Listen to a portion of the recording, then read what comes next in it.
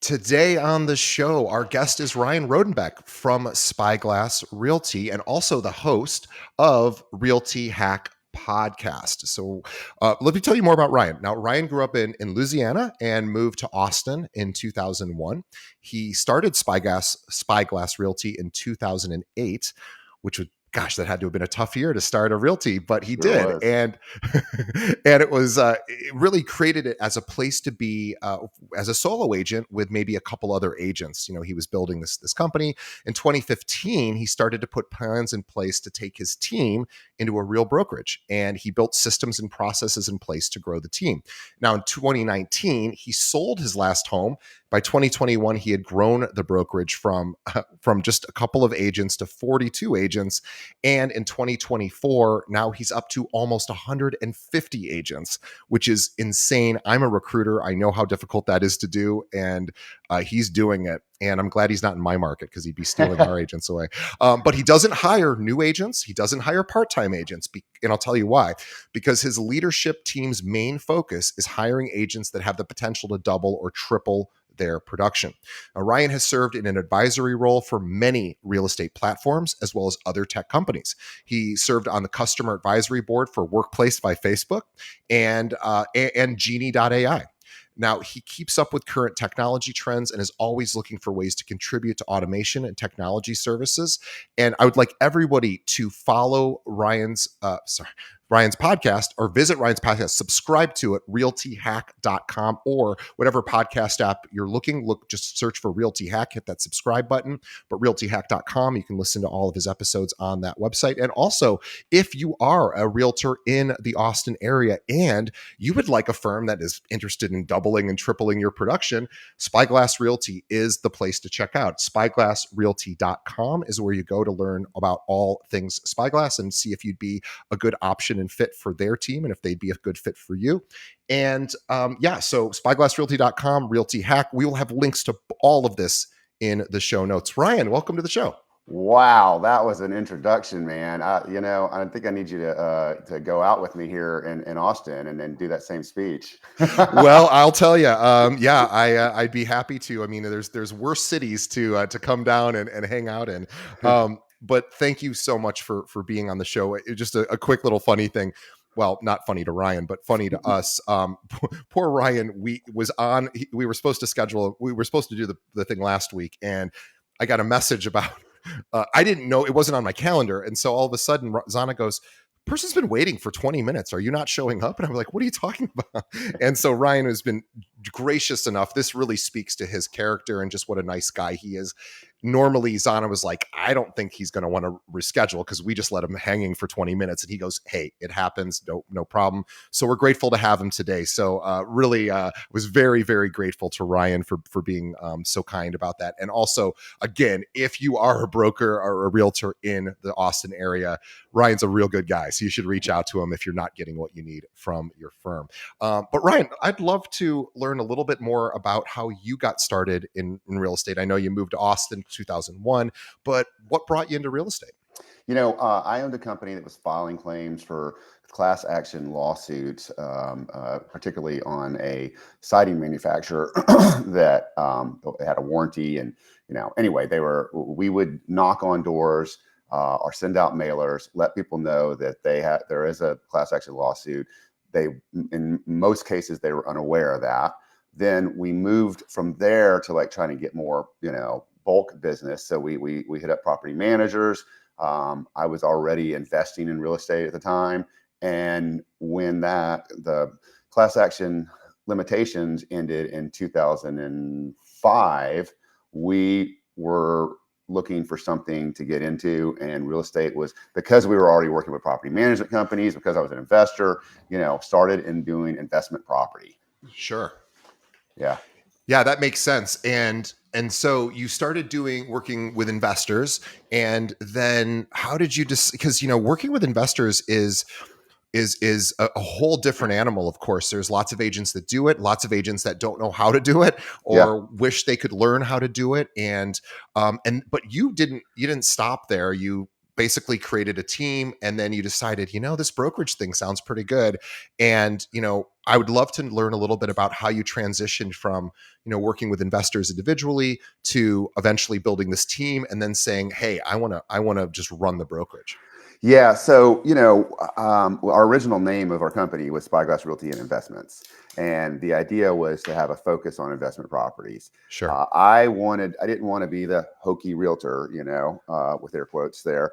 And what I realized is investors are good to have, but it can be tough when the market's down. And so, we did focus on investment property for a long time. We still do investment property, but I wanted to become a top producing real estate agent. So about 2011 ish, I went full force into some coachings.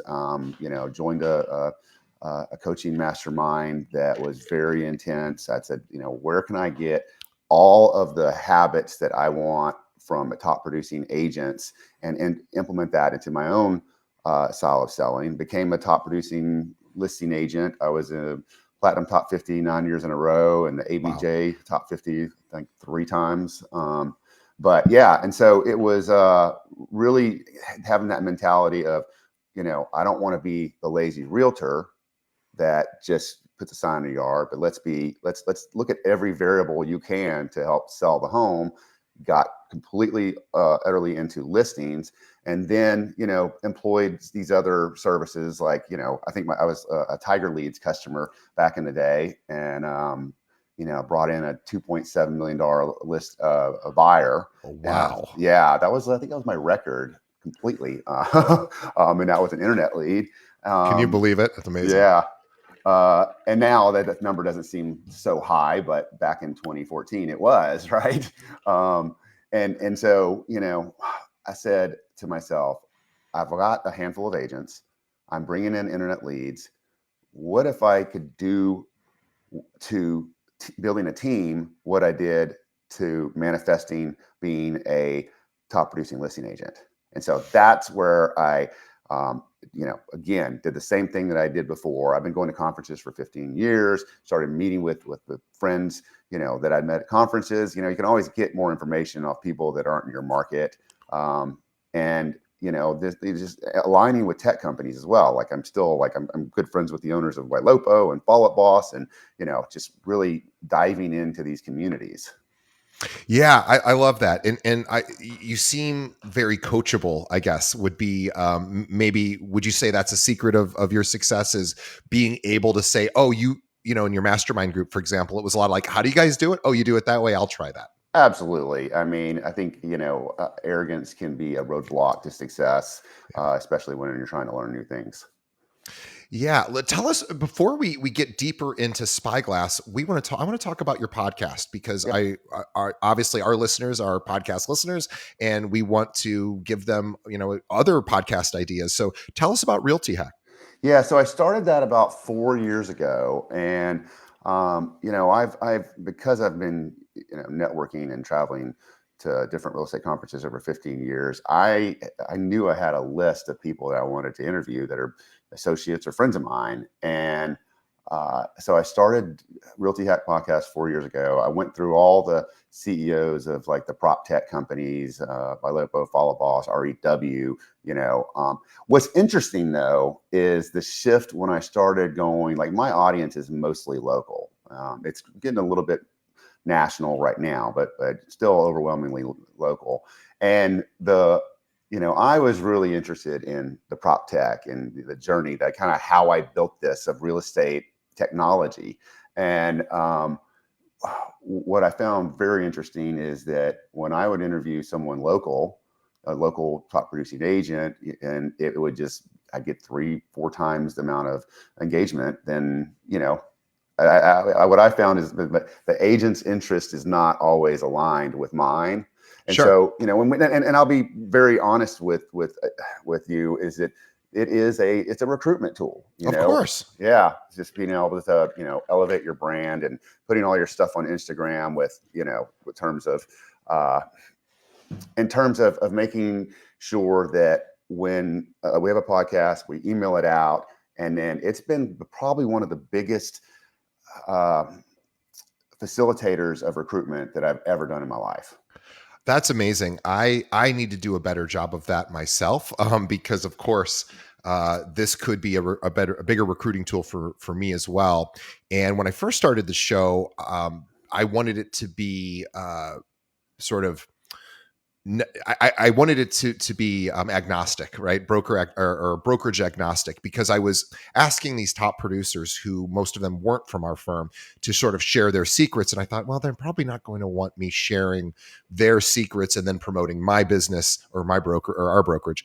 So and then I never kind of revisited it. And I think I'm to the point now where I think everyone's okay with me saying, oh, by the way, this is what I do. And so Yep. I have to make that transition myself. But I will tell you, from doing it for, I think this is our 6th or 7th year, that just by sheer force of being a podcast directed to other broker or other agents, that, word has spread pretty rapidly in our local market as well. So our biggest concentration of listeners are also from our local market. Yeah, and here's the other thing, how it's evolved over the years. In January of 23, we started our first Realty Hack Summit, which we had 250 people, agents, our agents, outside agents. In 24, we had our second one. We had over 400 people. It was a total hit. We have a headliner. We had Jimmy Mackin and Brittany Hodak from Superfans. They were two of our keynotes last year. We had Anthony Macchia and Howard Tager. So it's really, and then the next evolution, which is about to happen now, is we're about to release Realty Hack Academy, which is a Kajabi subscription based. Sure. It's not even out yet, but we're close. We're working on it for a year and a half. Particularly because the reason this came about is because we are the biggest Zillow Flex team in Austin, the highest converting one, and so we were already doing all these lessons in Kajabi for our team, and so that's what, when you go Might back as well offer it to everyone. Yeah. absolutely. And so And we've got by the Realty way, Hack. for everyone listening who doesn't he said flex, and you may not know what that is. Not every market has this. So Zillow has an option, what they call their flex program. They have Premier Agent and Flex. Premier Agent is you pay up front for the leads, and whatever happens happens. Flex is you pay on the back end, and they are very selective about who they send those flex leads to. Here in our local market, there's only 4 teams out of 46,000 realtors that they send those leads to. So the reason I'm saying that is, if you are a realtor in the Austin area, I guarantee there's only a few people that are getting these flex leads, and Ryan and his team have them. So this is another reason to reach out to see if they may be a good fit. Yeah, I appreciate that, and we're working with Zillow right now. It's one of those things that, you know, I used to be a Zillow hater, okay, and if you can't beat them, join them. But what I've learned is over the years is, you know, you cannot fight change. You need to embrace You can it. try, but it's You not can going to work. try. That's right. And with any potential crisis or commission compression or whatever it is, you really need to figure out your angle. And we've come to have an excellent partnership with Zillow. Yeah. Yeah. Zillow's been a good partner to our show as well. And I know not everybody feels positively about them. However, I will tell you, everyone I've ever met in the Zillow organization has really been a nice, good human being. So Absolutely. I've not seen any of the monsters trying to ruin our industry, but I know people have their own opinions, and that's okay. But what's nice to know is that they do have different types of lead options, where if you're thinking, oh my gosh, I can't afford to pay $10,000 a month, well, there you may be able to join a team that has access to these flex leads. It's very hard to get flex leads, and I'm like none of our agents would qualify for those here, and we have 800 agents here at our firm. Wow. So I am very, very impressed that you are one of the Zillow's flex partners. And look, who doesn't need more leads? Everybody. Yeah. So love it. So tell us now. I am mostly impressed, Ryan, with your recruiting strategy, because everybody wants full-time agents, everybody wants high producing listing agents, of course, but not everyone is able to say, I want agents that want to double and triple their production because I know how to do that. Of course, brokerages might say that, but you actually walk that talk. So Can I just ask you, what is the, and again, I know it's a lot of different things when somebody comes to you and says, I want to double and triple my production that they need to do to end up with that result. But where do you usually start with somebody when somebody comes to you and says, hey, I'm a full-time agent. I'm doing, let's say, 15 deals a year, pretty modest production. I'd like to get to 30 deals a year. Where do you sort of start with that person? Well, we look at what their lead sources are.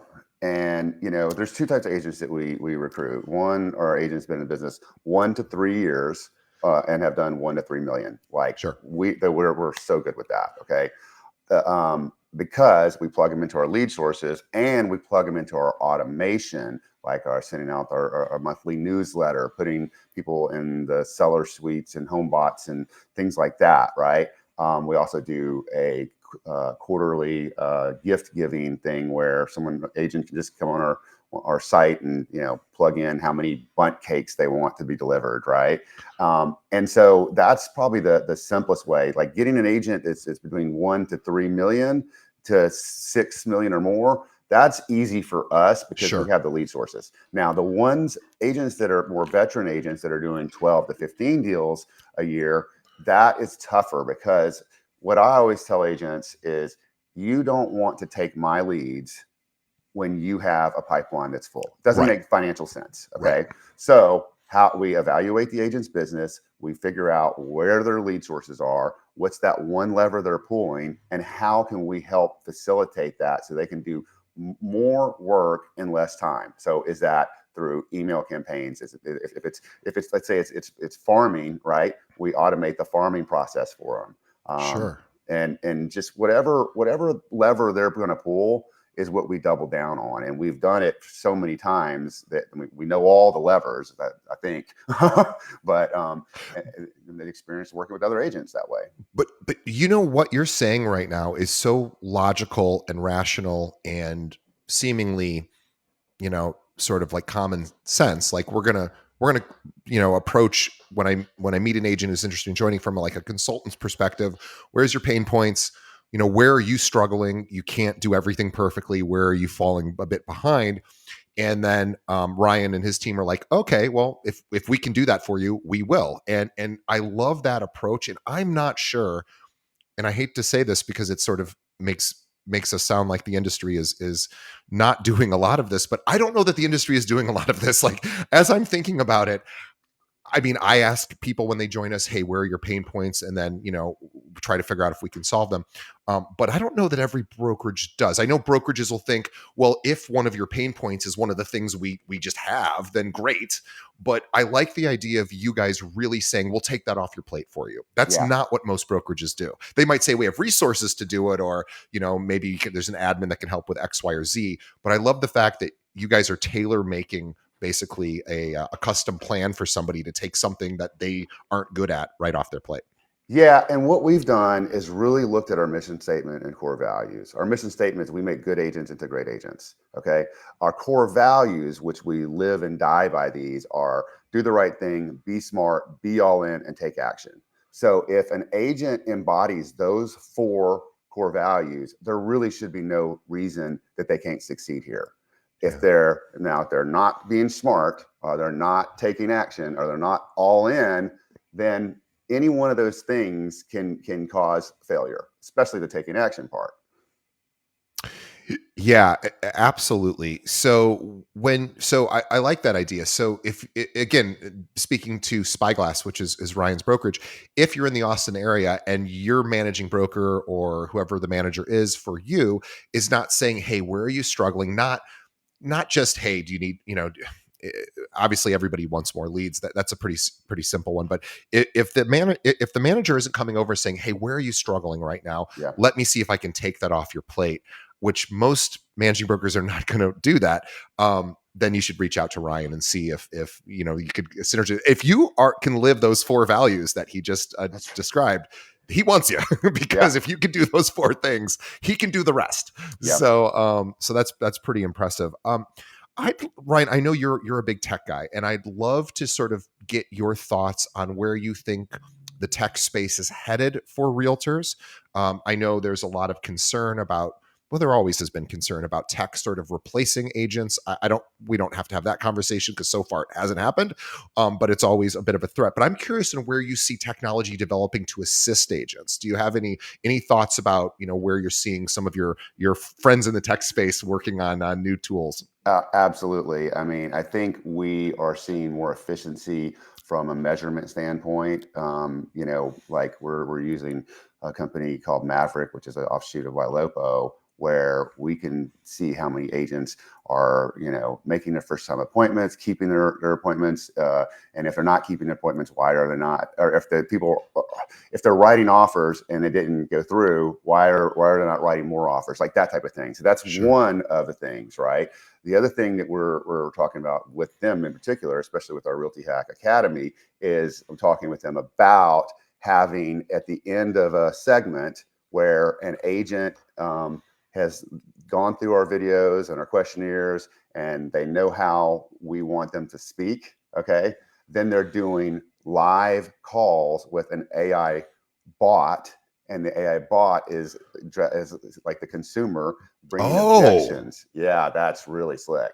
wow. Yeah, That is, I love that. So you're basically practicing role playing absolutely. Yeah, with AI. with AI. Yeah.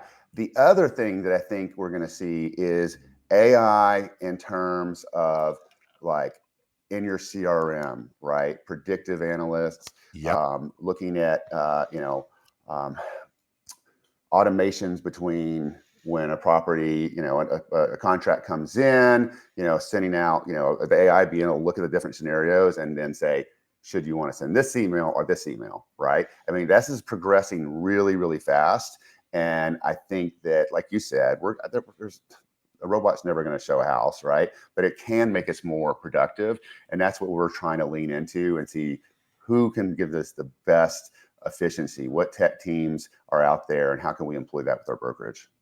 I love that. I'll tell you where I see a huge opportunity in the CRM space. And I know that we partner with Real Geeks here at our firm.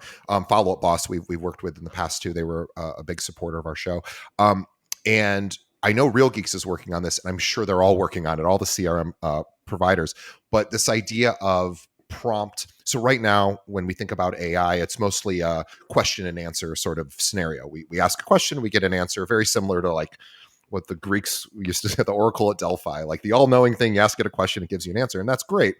I think the next iteration, or certainly a different use case, will be when the AI goes and just on its own starts looking at the data in the CRM, for example, all the contacts, and then starting to figure out reasons to reach out to each one of those contacts at different times. The most obvious example would be like obviously birthdays. Well, that already that's not really an AI thing. That's just a pretty simple algorithmic thing Sure. that most CRMs have. But what would be really cool is if, for example, it started looking deeper and it started, maybe tying together somebody's social media profiles, which some of them do that now, and starting to reason, hey, we know this, we just noticed this person went to Cabo on a vacation.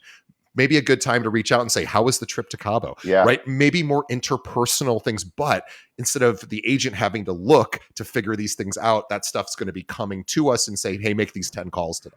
that's genius. Yeah, I haven't thought about it like that. But like, all right, someone had a baby, someone's kid graduated from high school. These are all, life events that can trigger a sale, right? Yeah. Yeah. So I'm hopeful that that's kind of where it's headed, where there's going to be more about the system telling you what to do versus you going through and really trying to figure out who to contact. So I'm excited to see that piece of it.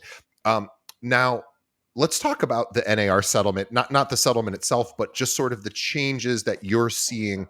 The big concern, of course, is right now with buyer representation. Now agents are going to have to explain how commissions worked, which I argue they should have done from the beginning, but whatever, Sure. not everyone did. And I understand why, right? I get that it wasn't a conversation that was, I think it's absolutely essential, but a lot of agents didn't, because they could say, well, it's really just coming out of the seller side, which isn't really the case, but whatever, it's sort of true, but not really. And Sure. here we are in this mess. So, how are you training your agents to now have those buyer agency conversations to say, this is what I charge, here's how it normally works, and here's how it might work differently if for example, we see a 0% co-op. Well, I mean, you wouldn't explain it that way to the client, but if an agent sees a 0% co-op, they're going to be very concerned, and we are starting to see those. I don't know if in your market if you've seen any of those yet, but obviously that speaks to this buyer agency agreement situation. So how are you training agents to deal with things like that? So we're training them exactly as we have before. Okay. We're not seeing very much pushback on it. Yeah. And I think that, you know, pre settlement and post settlement, the consumer is going to, the average consumer buying a home is going to know around the same amount, right? Right. I mean, I mean, it's before and after. Okay. The difference is now there's a possibility that it may have to come out of their pocket. Well, you know, I think when we talk to agents, and when we talk to agents to tell them to work with buyers, just explain, well, I charge uh, X whatever X X. amount Yeah. commission, okay, and a lot of times, most sellers will pay for a commission allotment. If it's not X amount, then it will come out of your pocket, or we can roll it into closing cost. Okay, but I think as an industry, we have been very, very lax on how to explain a buyer contract. And I 100%. and I don't know any other industry that's been so scared of explaining a contract. I would And say the only one that comes to mind is certain insurance products where like fees and commissions are kind of hidden. Other than that, it is not that common.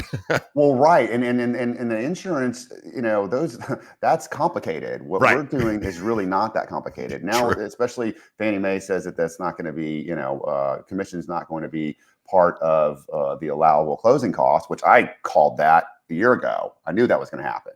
So, you know, I think when you talk to consumers and you're explaining this, if they have the question, well, what happens if they're not paying any commission?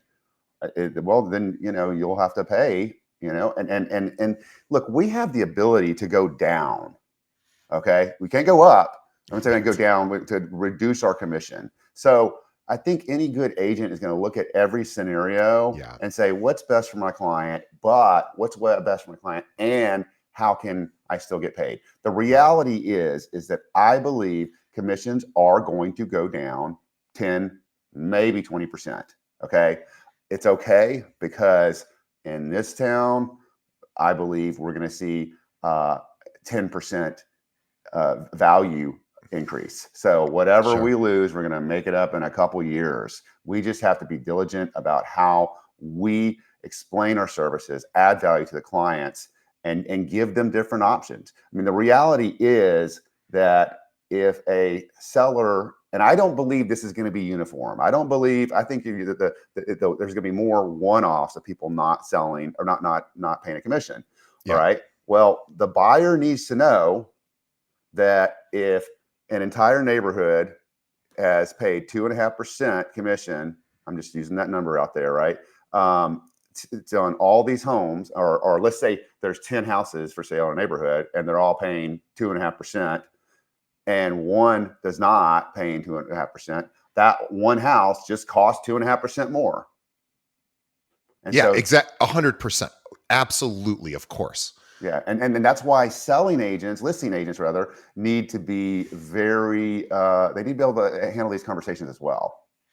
Yeah, I agree. I think you're right. I think it'll be more one-off situations than the norm. I guess no one has the crystal ball, but we're hopeful, of course, that that's how it plays out. And I was curious to, it's funny. I was going to share a quick story. So just to sort of piggyback off of, Ryan's statement that he hasn't gotten, the agents haven't received pushback or as much pushback as they may be anticipated from those buyer clients. I met with a Compass agent recently. We just were having breakfast and I was asking him the same question, and he said, "Oh, he goes, it's kind of funny. For the last 8 years, he's been practicing 8 years. I've only done it this way." He said that's just how I was trained. He did start at Compass or somewhere else, but he said I've always told people I charge 2.5%. That was his rate. And, most of the time it's going to be covered by the seller, but sometimes it won't. And if so, whatever the difference is, I'm going to need you to make that up. And there's some creative ways to do it. You might have to write me a check. We might be able to rose it. He gives the same sort of spiel that Ryan just gave. And I asked him, I said, how often does it happen where they have to come out of pocket? He goes, it happens. And I said, really, for the last 8 years, how often? He's like, he does like 20 deals a year or so. He goes, about four out of 20 deals. I said, Wow. really? No kidding. Because he says, I define my commission up front. Of course, the property, whatever the co-op commission is, I can't control that. And I said, have you ever had a problem getting paid from when it's that scenario? He said, never once. He goes, nobody cares. Everybody gets it. I explain it correctly. And I was really, really encouraged when I heard that. I said, Yeah. oh, good.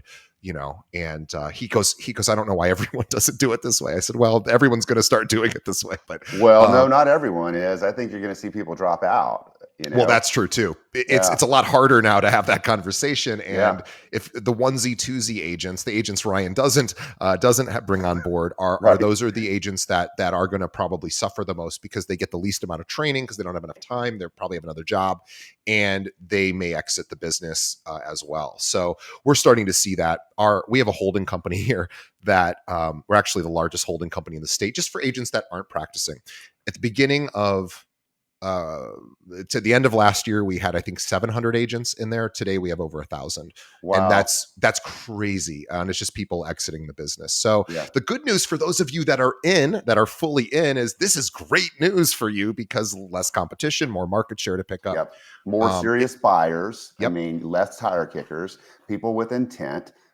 And I think this is a really way for, to differentiate yourself. And how many times have an agent gone to a property to see a property, and then they said, I talked to an agent the other day. She said she met a Zillow lead, and the Zillow lead, she got the whole team together, mortgage, inspector, everything. Okay.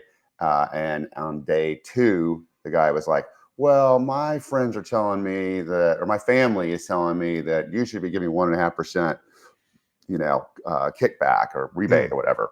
And, those conversations are gonna be had before you even walk into the house moving forward. mhm.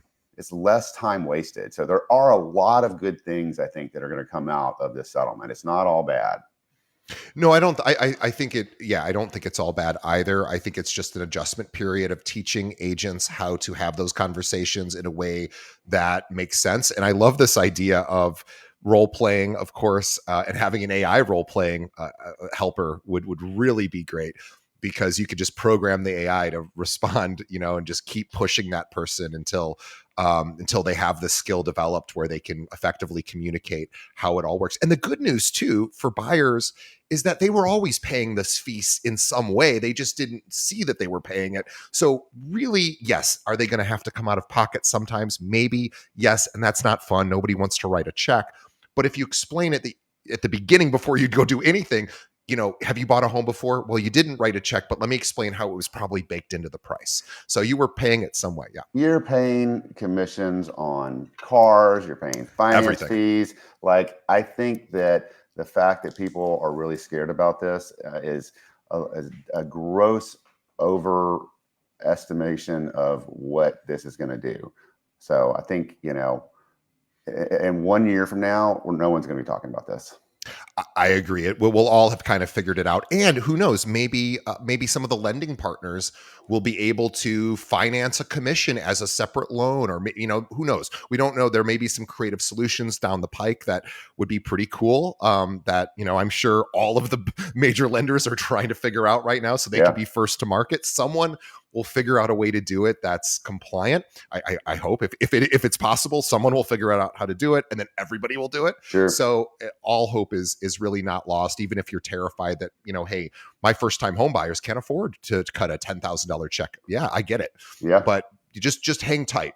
Their solutions are on the way. And at the same time, you can tell them, hey, everybody pays commission at some point, or most transactions have commissions. It just was hidden before, or not as easily seen. And you can just, kind of work from there. I would love to talk as a little, just a little bit about interest rates, not where we think they're going, but dealing with the reality of interest rates. You said this at the beginning, sort of, we can, disliking Zillow doesn't make Zillow go away, right? Like Right. it just doesn't. So this idea of interest rates, we can hate where rates are, and yet they are. So, Yeah. how do you coach around, hey, if somebody says, and I don't, the easy answer is, well, you date the rate, you marry the home, which, by the way, is a great thing to say. I'm not in any way suggesting that isn't great. It's great. But I'm curious how you are coaching your agents to deal with people that go, I just want to wait for some of those Fed rate cuts. Yeah, I think that when the way you look at that is like twofold or multifold, actually. I mean, my first mortgage on my home was exactly 7.5%. Okay. If you look at the recorded history of mortgage rates, I think it's like 40 years of, digitally, whatever. And the chart that I saw, there's one 10-year period where rates were below 6%. Yeah. So if someone wants to hold, like, wants to shop the rate and they're waiting for interest rates to go down in a market like Austin, where, we had 37% appreciation over 1 year, 13% drop the next year. Well, I would say we're going to go up, I mean, conservatively, 5% over the next year. It Mhm. doesn't make you're not doing math right if you're Yeah. if you're not looking at those scenarios. Yeah, I was at a conference not that long ago here in Chicago. We're lucky the National Association, well, it depends what you think of the National Association of Realtors, but they are technically located physically here in Chicago, so we get, a little bit extra maybe attention from them just because we're in the same city. And we had, one of their top attorneys speaking, and they were saying, yeah, nobody likes where rates are. This is like 6 months ago, where rates were even a bit higher, but they said what you need to remember is anybody who bought from you in the last 3 years is thrilled with you, because the odds are, no matter where they bought, they probably have gone up at least a little bit in their value. So yes, the rates are tough today, but anyone who bought from you in the last 3 years should be pretty happy. Yeah, And two, like when you got your first place and it was 7% or whatever that rate was. um because it was your first home, did you even think about that as a bad rate? I know I had like a 6% something or other when yeah. 2000. And I was like, okay, I guess, like I didn't know enough to even know that was a thing. Like I just, Didn't bat okay, an eye. We're coming from the illusion right, of interest rates over this, whatever it was, 2 or 3 year period where they were in the high twos and yeah, low threes, right? And so that it takes time for the mentality of the public to kind of sober up from that, and it's happening though. And so when I look at a good interest rate, I don't really see a place where we're going to be in the fives anymore. I mean, maybe a little bit, but like it's not going to get that much better, and it should never get below five, in my opinion. no. And it's kind of hamstrings. Like I have a 2.9 whatever, 2.95 or whatever it is. I can't move. Like Yeah, I am literally, and not that I want to, but I can't, even if, I mean, I'd have to if I had to. But boy, I love the rate, but I hate the fact that my next home is not going to be anywhere near that rate. I am now yeah, conditioned to think of this rate as, a normal thing, and it isn't. yep, And it's sort of, it is a bit of a hurdle that agents have to sort of get over in explaining. But you're right, it's all about the math. So if you can explain, yes, you date the rate, you marry the home, yes, we know that, and let's talk about where we see this home value go. First of all, what are your goals? yeah, How long do you plan on living here? Let's really just kind of flesh it out. And by the way, are you going to refinance in the next 2 years?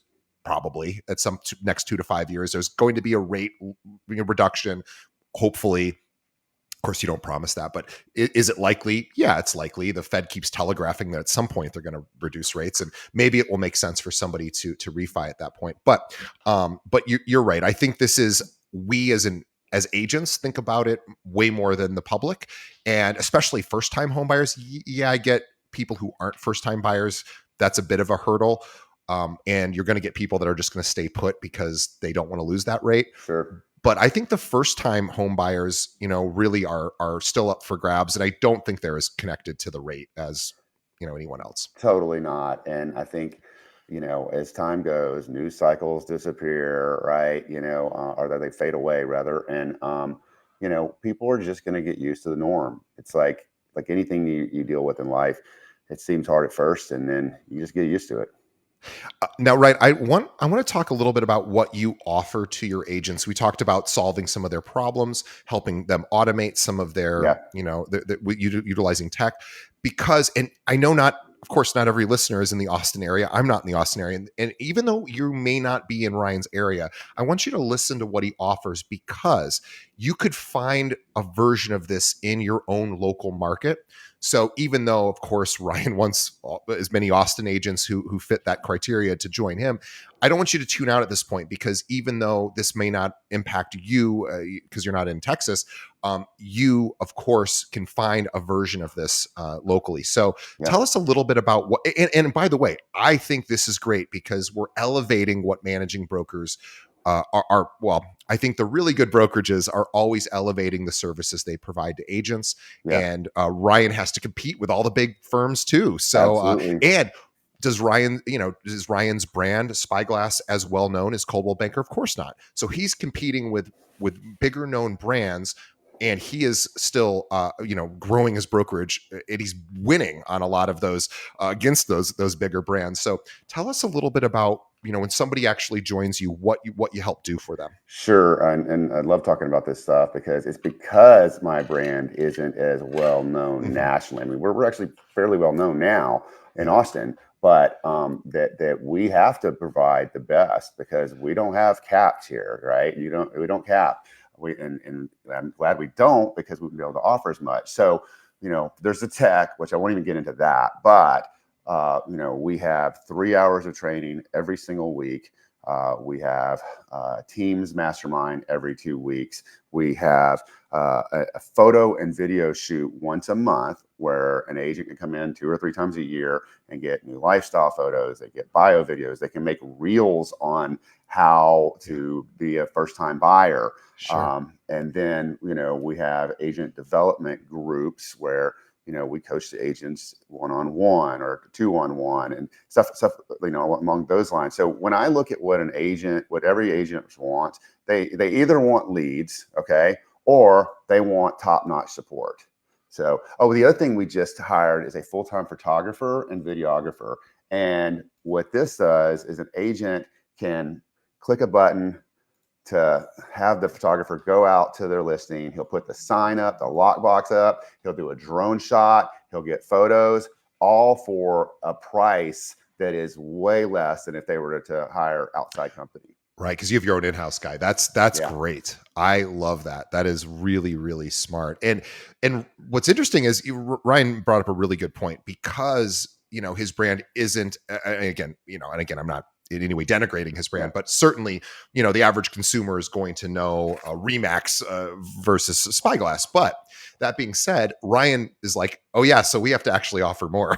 We yeah, actually have to do more and better to make up for that difference. And the good news is most brokerages don't offer half of what Ryan's offering. right. So it's how do you effectively communicate that brand to other agents? Just out of curiosity. Well, you always have agents that, or agents that think that they need the big brand in order Sure, to get national exposure. Now, we're very fortunate in the sense that we just picked up a designation in your neck of the woods, which is leading RE. sure. Are you familiar with them? Yeah. Uh-huh. Yeah, so that helps us a lot with saying, okay, we have a global presence where we can be on their websites. The accumulation of real estate companies in leading RE does more volume than Compass or really just Yeah, yeah. anyone. They're the biggest. Yeah. Yeah. So I think that's one good thing. It's like if you don't have something, if you're missing something, there are ways around it. You just got to figure out what that was or what that is. For us, like it took me a couple of years to get into leading real estate companies in the world, and it's solved a lot of problems for us. Yeah, I love that. And I think this is really a great place to wrap up. I really want everybody to do two things. One, is to subscribe to Ryan's podcast, realtyhack.com. Ryan's a tech guy. He's served on boards. He is very much in the tech space. It is kind of his passion. In addition to that, he's also a systems and process guy. So because of the tech, that allows for really effective and efficient systems. So if you are an agent in that area of Austin and you are like, hey, I want better systems. I would like somebody to help me with some of my automation. I would like to, I'm good at this and I need help with that. Ryan and his team would be a great opportunity to see if you could be of value to their firm. And of course, vice versa. Spyglassrealty.com is the place to go to learn all about what they offer. Ryan is super easy to get a hold of, and his team is really nice. We've dealt with them, of course, for the podcast, and they're just wonderful. Couldn't recommend them more highly. So for those of you that are in that market, please reach out to Spyglass to see if you'd be a good option. And also, again, realtyhack.com. That is the podcast. He's been doing it for years. You've heard him on the show today, and he's going to continue to put out episodes. So realtyhack.com, yes, is the website, and they have, gosh, well over 100 episodes. So check them out. And we will, I want to thank Ryan on behalf of our audience for spending an hour with us, also being very forgiving when I missed the initial appointment. So thank you, Ryan. DJ, you are a gracious host. I really appreciate it. Yeah. Well, I appreciate that. Thank you. And so on behalf of everyone, thank you, Ryan. And also on behalf of Ryan and myself, thank you to the audience. We really appreciate you sticking around to the end. A couple ways you can help us grow. In addition to following the Realty Hack podcast, also follow our podcast, Keeping It Real. We're on all the major social platforms. We post daily content on short form video to sort of give you a daily tip. So any social media system that you're using, we're on all of them, including TikTok. And also, please tell a friend about the show. Just tell one other agent who's struggling right now. And guess what? Almost all agents are struggling in some way. And we have different guests on the show to help address some of those struggles. Ryan, of course, talked all about today's training and coaching.